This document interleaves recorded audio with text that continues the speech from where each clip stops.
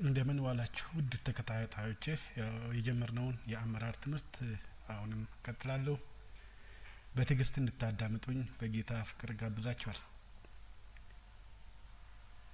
ዛሬ ከትናንት ቀጥሎ ለመግቢያ ያህል አጭር ነገር ለማቅረብ ሞክራለሁ።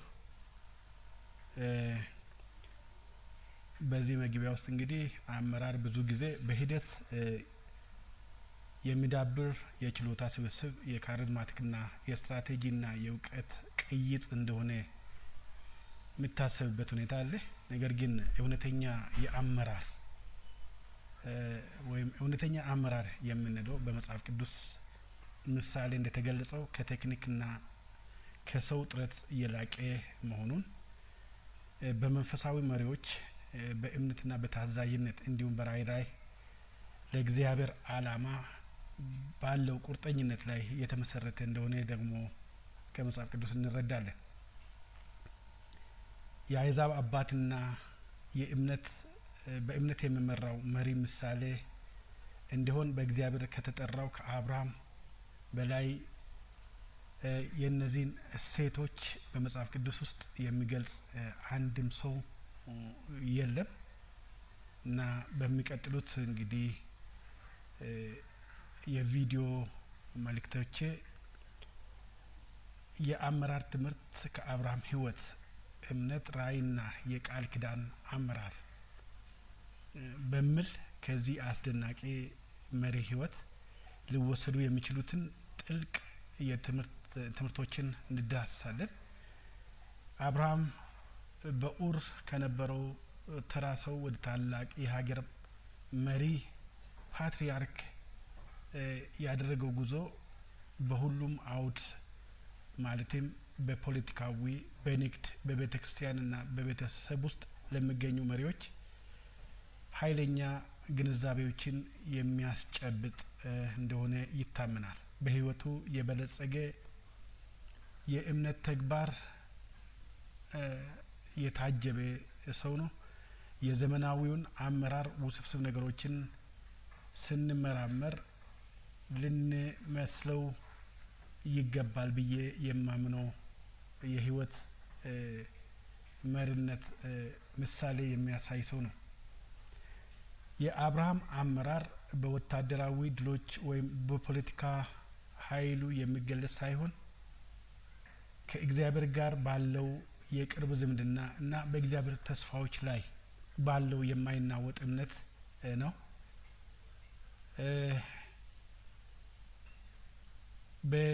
በአምላካዊ አመራር የግል ክብርን ለማግኘት ወይም ሀብትን ማከማቸት ሳይሆን መንገዱ በግልጽ ባይሆንም በፈተናዎች የተሞላ ቢሆንም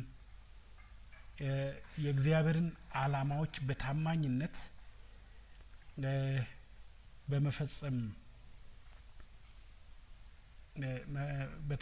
መፈጸም መሆኑ ህይወቱ ያሳያል።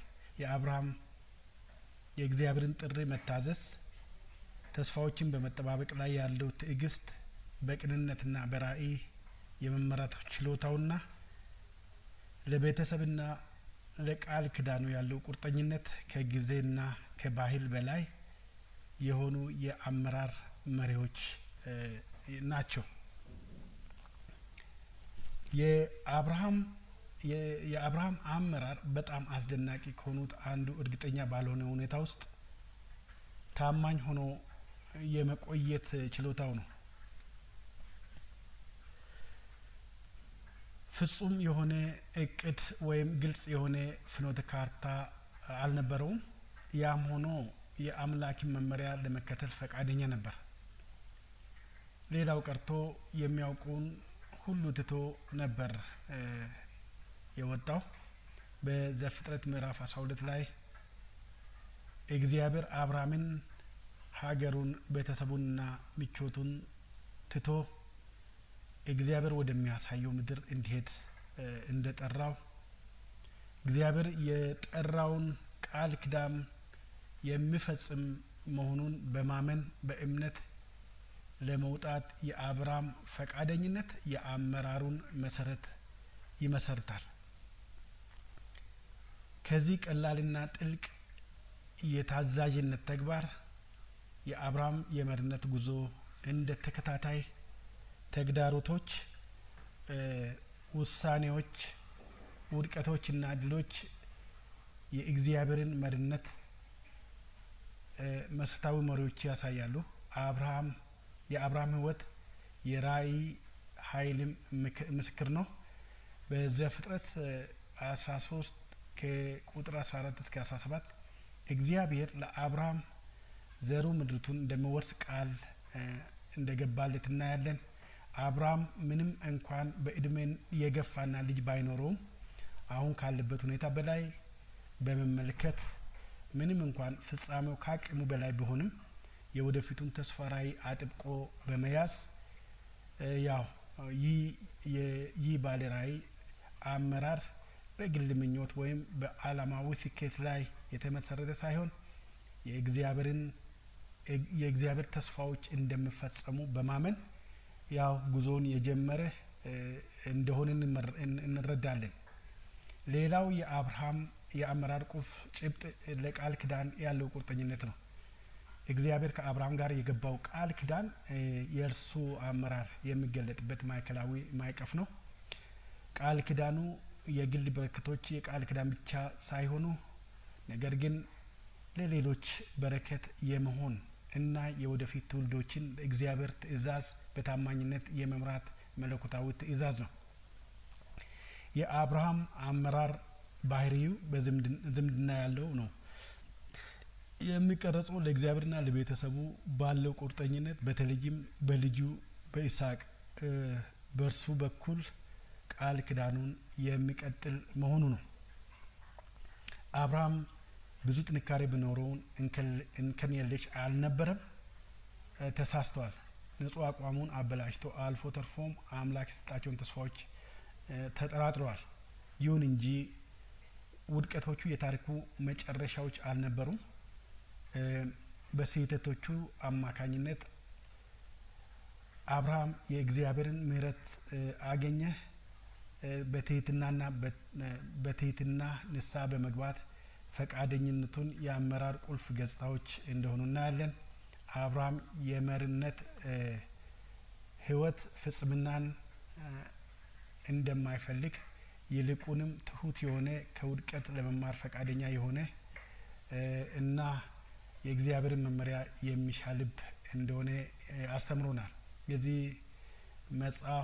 የዚህ ትምህርት አላማም ከአብርሃም ህይወት ለዛሬው ዓለም ተግባራዊ የሚሆኑ ትምህርቶችን መውሰድ ነው።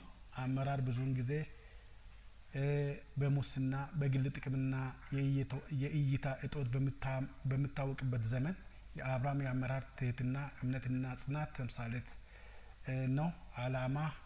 በአላማ በንጹህ አቋምና ለእግዚአብሔር ፈቃድ በቁርጠኝነት እንድንመራ የእርሱ ህይወት ይፈታተነናል። እንግዲህ ዋና ስራ አስፈጻሚ፣ ወላጅ፣ ፓስተር፣ የማህበረሰብ መሪ፣ የፖለቲካ ድርጅት መሪ፣ የመንግስት አመራር ከአብርሃም ህይወት መሪዎች ብዙ ነገር መማር ይችላሉ። የአብርሃም የህይወት መሪዎች ሁለንተናዊ ናቸው። መሪነት ስለ ግለሰብ ስኬት ሳይሆን ለሌሎች ማገልገል፣ የእግዚአብሔርን አላማዎች ማሟላትና የእምነት ውርስ በመተው እንደሆነ ያስታውሱናል። የአብርሃም የአመራር ገጽታዎች ላይ የሚያተኩሩ ምዕራፎችና ክፍሎችን ከፋፍለን ራእዩን፣ ታማኝነቱን፣ ትዕግስቱንና የቃል ኪዳኑን ቁርጠኝነት እንመለከታለን። እንግዲህ በዚህ መንገድ የሚቀጥሉትን ነገሮች እንቀጥላለን። ጌታ ይባርካችሁ። ስለሰማችሁ ተባረኩ።